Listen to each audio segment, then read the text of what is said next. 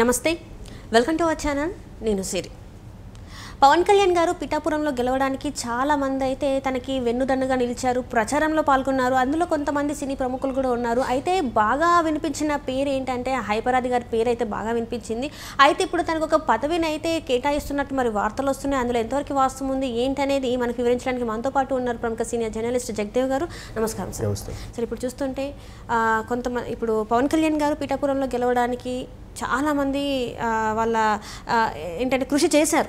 అందులో సినీ ప్రముఖులు కూడా ఉన్నారు. అందులో కొంతమంది ఏంటంటే జబర్దస్త్ ఆర్టిస్టులు ఉన్నారు, యాక్టర్స్ ఉన్నారు.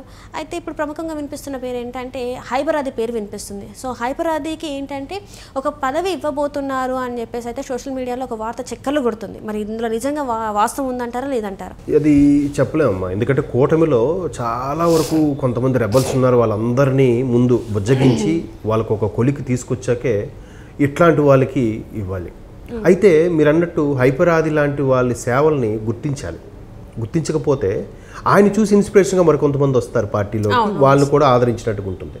ఎందుకు పర్టికులర్గా మీరు అన్నట్టు జబర్దస్త్ ఆర్టిస్టులు కూడా వెళ్ళారు. ఇప్పుడు అటువైపు టీడీపీలో కూడా ఆయన పేరు కిర్రా కార్పి వెళ్ళారు. తర్వాత ఆయన పృథ్వీ గారు 30 ఇండస్ట్రీ అంటారు, పృథ్వీ గారు కానీ చాలామంది ఎవరు పిలవకపోయినా స్వచ్ఛందంగా వాళ్ళు చేశారు. బట్ హైపరాది ఒక 2 years బ్యాక్ నుంచే పవన్ కళ్యాణ్ గారి గురించి ఎవరు మాట్లాడినా ఈయన కౌంటర్లు వేయడం, దానికి ప్రతిఘటనగా స్పందించడం, ఆయన సభకి చెప్పబోయిన ఈయన స్వయంగా వెళ్ళి మరి మాకు రావా కోపాలు, మరి మాకు ఉండవా ఫీలింగ్స్ అని చాలా బాగా, అంటే జనరల్గా ఆయన స్క్రిప్ట్ రైటరు, బేసిక్గా కామెడీ స్క్రిప్ట్ రాసే వ్యక్తి. కామెడీ రాసే వాళ్ళు అన్ని రకాల స్క్రిప్ట్లు రాయగలరు. సో ఆయన సొంతంగా మరి ఎంత బాగా రచించుకున్నాడంటే ఆ సభలో చూస్తే గూజ్ బంప్స్ వచ్చాయి ఒక్కొక్కరికి. అరే హైపరాదికి పవన్ కళ్యాణ్ అంటే ఎంత ఇష్టమా. ఇప్పుడు పిఠాపురం వర్మ గారు కూడా టీడీపీ నాయకులు ఆయన ఏం చెప్పారు, అందరికీ పార్టీ క్యాన్వాసింగ్ చేసేటప్పుడు పిలుస్తారు, రండి మా పార్టీ రండి, తరపున పోరాడండి, చెయ్యండి అని రిక్వెస్ట్ చేస్తారు. కనీసం లోకల్ లీడర్లతోనైనా ఫోన్ చేపించి పిలిపిస్తారు. బట్ ఇక్కడ పవన్ కళ్యాణ్ గారి గురించి వచ్చిన వాళ్ళు ఎవరు కూడా ఆయన కానీ ఆయన తరపు నాయకులు కానీ ఫోన్ చేసిన దాఖలా లేవు, నాకు తెలిసి లేవు అని చెప్పాడు ఆయన. ఎలాగా ఆయన క్యాన్వాసింగ్కి వెళ్తున్నప్పుడు ఆయనకు అప్పటికప్పుడు తారసపడుతున్నవి ఏంటంటే హైపరాది లాంటి వాళ్ళు.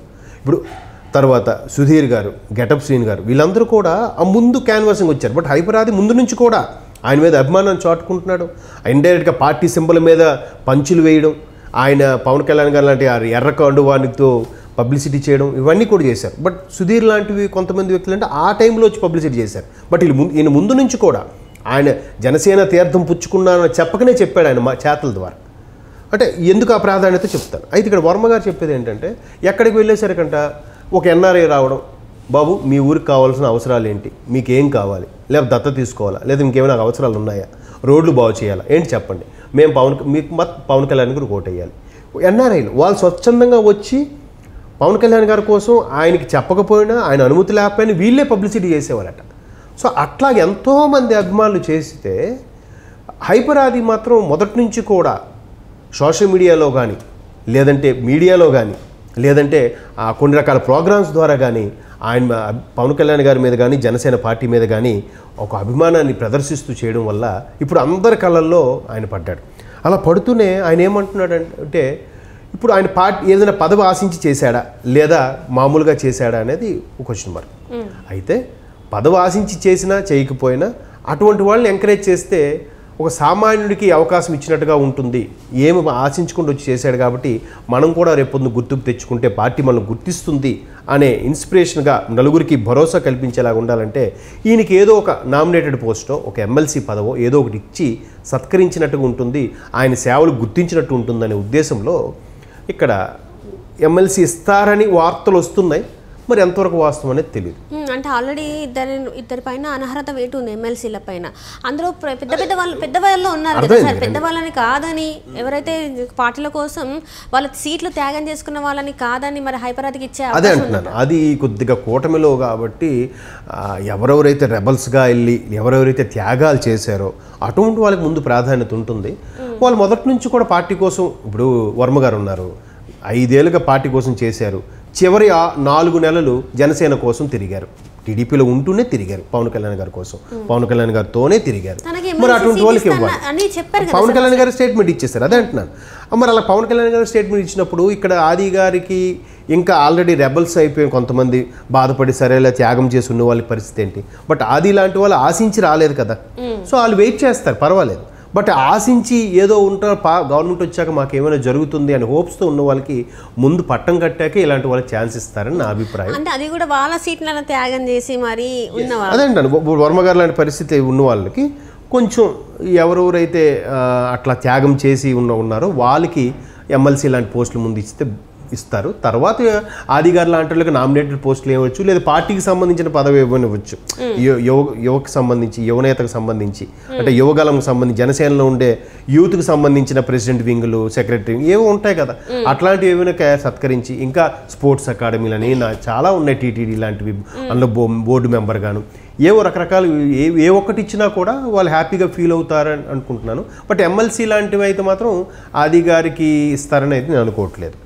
అది సో మీరు అన్నట్టు చాలా మంది సీనియర్స్ కూడా ఉన్నారు, కొంతమంది త్యాగం చేసిన వాళ్ళు ఉన్నారు. ఎందుకంటే ఆల్రెడీ టీడీపీలో మ్యాక్సిమం 133 స్థానాలు పోటీ చేసేసింది కాబట్టి టీడీపీలో అంతగా రెబల్స్ ఉండే అవకాశం తక్కువ ఉంటుంది. మిగతా 30 సీట్లకే 21 అవి 9 ఇచ్చినట్టున్నారు బీజేపీ. 30 సీట్ల వరకు కొంతమంది రెబల్స్. బట్ ఇక్కడ 21 స్థానాలతోనే సరిపెట్టుకున్న జనసేనకి ఇంకెక్కువ రెబల్స్ ఉంటారు. కనీసం ఒక 70-80 స్థానాలను పోటీ చేసి అనుకుంది కదా కూటమి లేకపోతే. 70 కాదు 100 స్థానాలు పోటీ చేసినా కానీ రిమైనింగ్ ఒక 80 స్థానాలు రెబల్స్ ఉంటారుగా, వాళ్ళందరూ కాంప్రమైజ్ అయ్యే ఉంటారుగా. సో అటువంటి వాళ్ళకే ఫస్ట్గా ప్రాధాన్యతగా వరించే అవకాశం ఉంది తప్ప హైపరాది గారికి ఇస్తారని అయితే నేనైతే అనుకోవట్లేదు. బట్ ఇస్తే బాగుంటుంది, ఒక రేంజ్ ఉంటుంది, సినిమాకి సంబంధించిన వాళ్ళకి ఇస్తే కొద్దిగా సినిమా ఇండస్ట్రీ కూడా బాగుపడుతుంది అనే పరంగా వచ్చిన సోషల్ మీడియాలో వచ్చిన కథనాలు ఏమో నా అభిప్రాయం. అంటే ఇక్కడ చూస్తున్నట్టే కొంతవరకు రోజా గారికి షాక్ లాగానే అని కూడా అంటున్నారు. ఎందుకంటే ఆమె మాట్లాడింది కదా, జబర్దస్త్ చిన్న చిన్న ఆర్టిస్టులు వచ్చేసి ఆయనకి